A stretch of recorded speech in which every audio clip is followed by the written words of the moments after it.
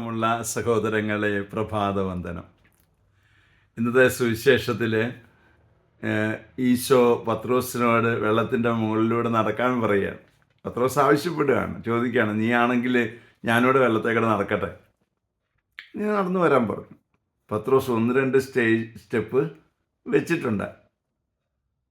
കാരണം ഈശോ പറഞ്ഞാൽ വെള്ളം തീർച്ചയായിട്ടും നടക്കാവുന്ന അവസ്ഥയിലെത്തും, അതുറപ്പാണ്. പക്ഷേ സംഭവിച്ചത് എന്താണെന്ന് വെച്ചാൽ പത്രോസ് കാറ്റിനിട്ട് ശ്രദ്ധിച്ചു. കാറ്റ് വരുന്നത് കണ്ടപ്പോൾ പത്രോസ് പരിഭ്രമിച്ചു പോയി.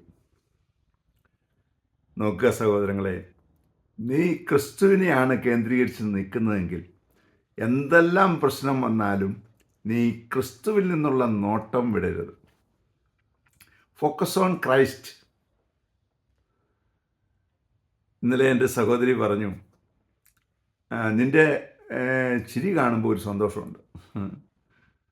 പൊന്നു സഹോദരങ്ങളെ, ചിരിക്കാൻ പറ്റുന്നത് പ്രശ്നമില്ലാത്തതുകൊണ്ടല്ല, ആ പ്രശ്നത്തെ ഫേസ് ചെയ്യാൻ പഠിപ്പിക്കുന്നവൻ അടുത്ത് നിൽക്കുന്നത് കൊണ്ടാണ്.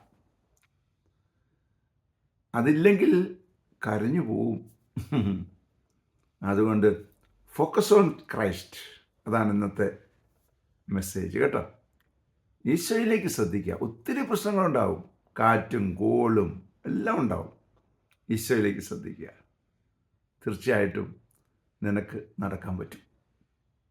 അതിനുള്ള കൃപാവരം ലഭിക്കട്ടെ പ്രാർത്ഥിക്കുന്നു. പരിശുദ്ധ അമ്മയെ സഹായിക്കണേ. വിശുദ്ധ ഔസേപ്പ് പിതാവേ, ഞങ്ങൾക്ക് വേണ്ടി പ്രാർത്ഥിക്കണേ. പരിശുദ്ധാത്മാവേ, എഴുന്നള്ളി വരണേ.